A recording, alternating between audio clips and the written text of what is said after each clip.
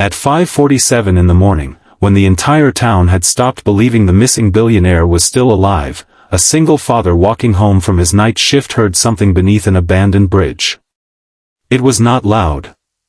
It was barely a sound at all, 3 weak knocks, followed by a woman's faint cry. Most people would have kept walking. He almost did too. He had a 6-year-old son waiting for him in a cold apartment, unpaid bills on the kitchen table, and barely enough money in his account to make it through the week. But something inside him made him stop. He climbed down the muddy slope, pushed through the tall weeds, and froze when he saw a woman lying beside the riverbank. Her clothes were torn, her face was pale, and one hand was tightly wrapped around a small silver necklace. She was the billionaire everyone had been searching for. Before we continue, if you believe kindness can change a life and that no one should ever be abandoned when they need help, please take a moment to like this video, share it with someone who needs hope, and subscribe to the channel. Your support helps stories like this reach people who still believe that one small act of kindness can make a difference. 3 days earlier, the disappearance of Evelyn Hart had become the biggest story in the country. Evelyn was the founder of Hartwell Industries, a woman whose name appeared on skyscrapers, charity foundations, and business magazines. She had built her company from almost nothing and was known for donating millions to hospitals, shelters, and children's programs. At 52, she was wealthy beyond imagination, but people who knew her personally said she cared less about money than most people assumed. She had spent years quietly funding food banks and paying medical bills for strangers who could never repay her. Then, on a rainy Tuesday evening, Evelyn disappeared. Her driver found her black sedan abandoned near a narrow country road outside the city. Her phone was inside the vehicle. Her purse was on the passenger seat. The driver's door was unlocked. There were no clear signs of an accident, no witnesses, and no reliable clue about where she had gone. Within hours, police officers, private investigators, volunteers, and television crews filled the area. Search helicopters crossed the sky while trained dogs followed trails that eventually disappeared near the forest. For 2 days, everyone searched. Then the weather changed. Heavy rain flooded parts of the forest, washed away footprints, and made the roads nearly impossible to navigate. Search teams expanded their area, but every hour without a discovery made the situation more frightening. By the third night, investigators quietly began considering the possibility that Evelyn had not survived. Meanwhile, on the other side of town, Daniel Brooks knew nothing about billionaires or television headlines. Daniel was 38 years old and worked the night shift at a small distribution warehouse. 5 years earlier, his wife had died unexpectedly, leaving him to raise their son, Noah, alone.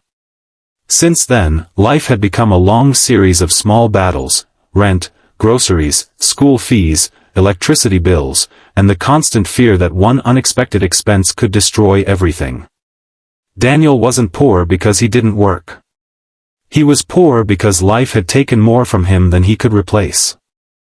Every night, before leaving for work, he would tuck Noah into bed, leave a glass of water beside him, and promise that he would be home before breakfast. Noah always asked the same question, whether his father would be there when he woke up. Daniel always smiled and said yes. That morning, Daniel was walking home because his old car had finally broken down. The sky was beginning to brighten when he took a shortcut beneath an old railway bridge. Rainwater had turned the ground into thick mud, and the river beside the bridge was swollen from the storm. Then he heard it. 3 soft knocks. Daniel stopped. He looked around, thinking perhaps a branch had fallen somewhere. Then came another sound, so faint he almost imagined it. Help! His heart began pounding. He followed the sound down the slope until he reached a cluster of bushes beside the river. At first, he saw only a dark coat. Then a woman's hand moved. Daniel immediately called emergency services, but the signal was weak. He tried again and finally got through. While waiting for help, he removed his jacket and placed it over the woman's shoulders. Her eyes opened slowly. She looked terrified. Daniel recognized her face immediately. Everyone in the country had seen her photograph. Evelyn Hart. For several seconds, Daniel couldn't believe what he was seeing. The missing billionaire was alive, barely conscious, and lying in the mud less than 2 miles from where the search teams had been operating. Evelyn tried to speak, but her voice was almost gone. Daniel leaned closer and heard only a few broken words. Someone had followed her. She had been taken from the road and held somewhere nearby. She had escaped during the storm but collapsed before she could reach help. Daniel stayed beside her until the ambulance arrived.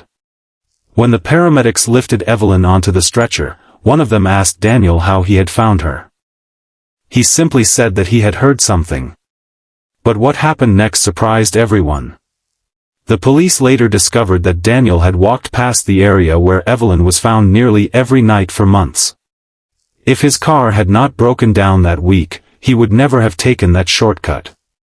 If he had not been running late that morning, he would have taken a different road. If he had not stopped to listen to what sounded like almost nothing, Evelyn might never have been found. Sometimes, the difference between tragedy and survival is only a few seconds. Evelyn spent several days in the hospital recovering from dehydration, exhaustion, and exposure. Investigators eventually arrested 2 men connected to an attempted kidnapping for financial reasons. The case became national news, and Daniel's photograph appeared everywhere. People called him a hero. Daniel hated the word. When reporters asked why he had risked himself for a stranger, he looked uncomfortable and said that anyone would have done the same. But he knew that wasn't true. He had seen people walk past someone sleeping in the cold. He had watched strangers ignore elderly people struggling with heavy bags.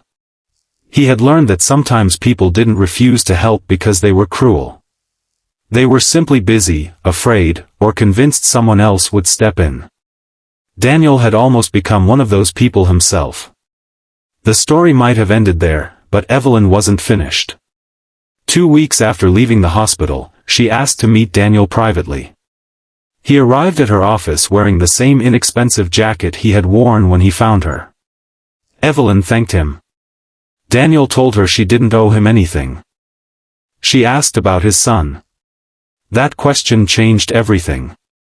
Daniel explained that Noah was doing well in school but had been struggling since his mother's death. He didn't mention the overdue rent. He didn't mention that he had been choosing between paying the electricity bill and buying groceries. He didn't mention that his car needed repairs he couldn't afford. Evelyn already knew. She had quietly asked her assistant to learn about Daniel's circumstances, not because she wanted to buy his loyalty, but because she wanted to understand the man who had saved her life.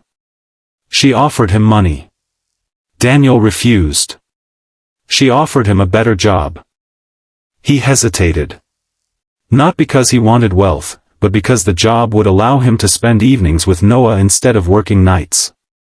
Evelyn eventually offered him a position managing one of her community programs, helping families who were struggling to survive. Daniel accepted. Months passed. Daniel began visiting shelters, schools, and community centers, helping people find food, temporary housing, employment, and basic assistance. He discovered something unexpected. Saving Evelyn had changed his own life, but helping others changed it even more. One afternoon, Daniel received a phone call from Evelyn. She wanted him to come to a newly renovated community center. When he arrived, he saw a small plaque on the wall.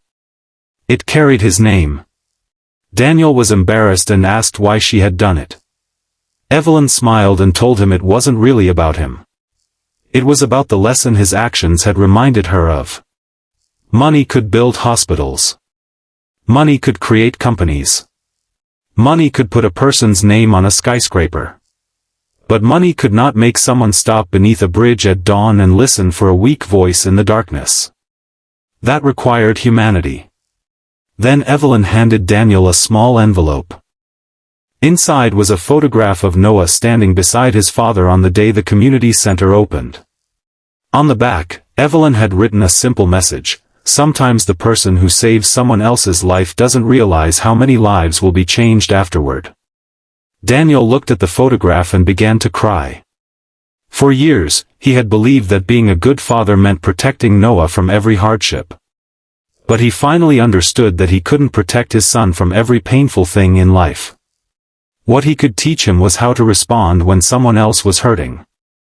A year after the rescue, Daniel brought Noah to the bridge where he had found Evelyn. The river was calm that morning. Noah asked his father why he had stopped there that day. Daniel looked at the water and smiled. He told his son that sometimes the world becomes so loud that people forget to listen. Noah held his father's hand. Then he asked whether the woman he had saved was really a billionaire. Daniel laughed. Yes, he told him. But on that morning, she wasn't a billionaire. She was just a person who needed someone to care. And perhaps that was the greatest lesson of all. Because Evelyn had everything money could buy, yet when darkness surrounded her, none of it could save her. It was a tired single father with an old jacket, an unreliable car, and barely enough money to get through the week who heard her cry. He didn't know her. He didn't expect a reward. He simply stopped. And sometimes, stopping for someone is the most powerful thing a human being can do. If this story touched your heart, please like the video, share it with someone who needs a reminder that kindness still exists, and subscribe for more emotional stories. One small action from you can help this story reach another person who may need hope today. And before you leave, comment, "I will stop and help," if you believe we should never ignore someone who needs us. Because you never know. The person asking for help today might become the person who changes your life tomorrow. And somewhere in the world, at this very moment, someone may be waiting for just one person to stop, listen, and care. Daniel did. And because he did, a woman everyone had given up on got another chance to see the sunrise.